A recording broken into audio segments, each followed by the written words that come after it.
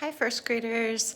I'm back to continue my flamingo research, and today we're going to be talking about very important vocabulary. So, vocabulary is a person's word bank, and it's different for each person. It's the set of words that someone knows the meaning of. So, the words that I know the meaning of might be different than the set of words you know the meaning of. Today, we're going to start to think like animal experts. Animal experts have written the books that we are reading to do our research, and we're going to be thinking about what words are the most important for somebody who wants to become an expert on our animals to know. So I'm going to use the example of flamingos again, and of course you're going to use the animal that your group is researching. And I'm going to come back to the same text. Depending on what your group leader left for you on your animal research page, you might read the same text that you read before, or you might choose a new one today. So I have my animal research notebook out, and today I'm going to flip to the back of my animal research notebook because I have a piece of paper that's a lot like a feature I might find in a book like this called a glossary in the back of my notebook. So the paper says very important vocabulary. It's two-sided, and honestly, it doesn't matter which side you start on. So I'm just going to start on the very back page. But first, I wanted to teach you 3 ways to find out what a word means when you are reading an informational text. So, number 1 is using word clues in the text. So, I gave this example that came right from the book that I was reading. There was a sentence that said, flamingos live in large groups called colonies. So I got a big clue right here with the bold print. When it's this thicker, darker black, that is a signal to me that that word is an important word for my topic. So that caught my attention. And then I looked for clues around in the text or in the words around that bold word to try to find out what it means. And I found these 2 words, large groups, and I felt like that was a really important word clue for what the word colonies or colony means. A second way that you might find out what a word means is by using picture clues near the text. So right next to that sentence in this book was a photograph of a big group of flamingos. So that gave me a really important clue about the meaning of the word colony.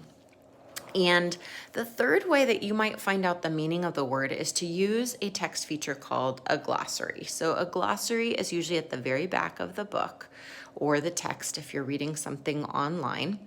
And it is a list of important words in alphabetical order. So you can see algae, bills, chick, up there it is, colonies. And in the glossary within this book, it said groups of flamingos that live together.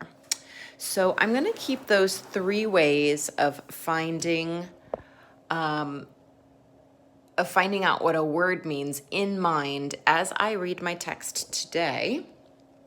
As you can see, I already entered in the word colony into my flamingo vocabulary because I feel like that's a really important word that any person who's becoming an expert on flamingos should know.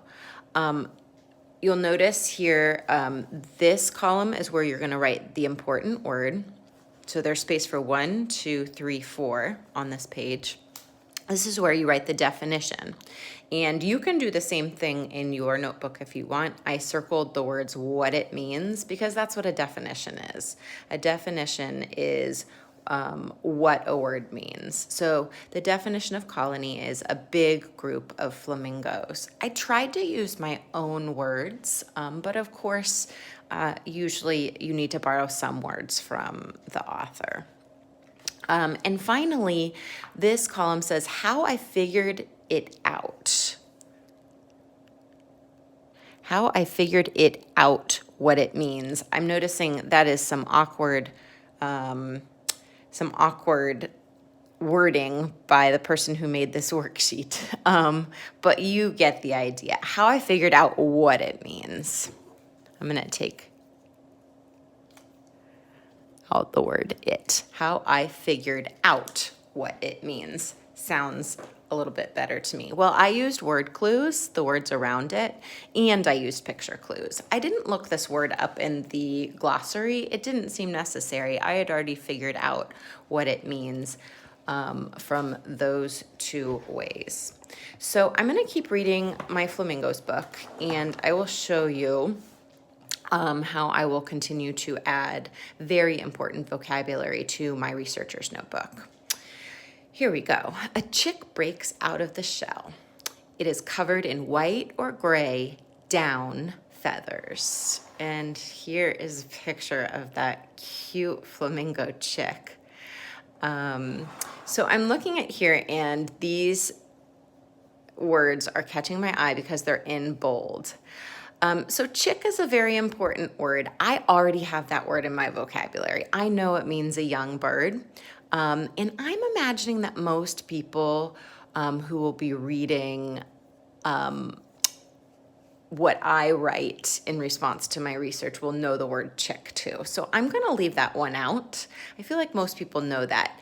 Down feathers, however, seems really important and maybe a word that not everybody knows. So I'm seeing some word clues right here. It is covered in white or gray down feathers. And actually I can use the words and the pictures together to make some sense of this. So I see that it is covered in white and gray feathers, and they look really kind of like fluffy. I'm going to go ahead and look in the glossary as well. So the glossary is at the very back.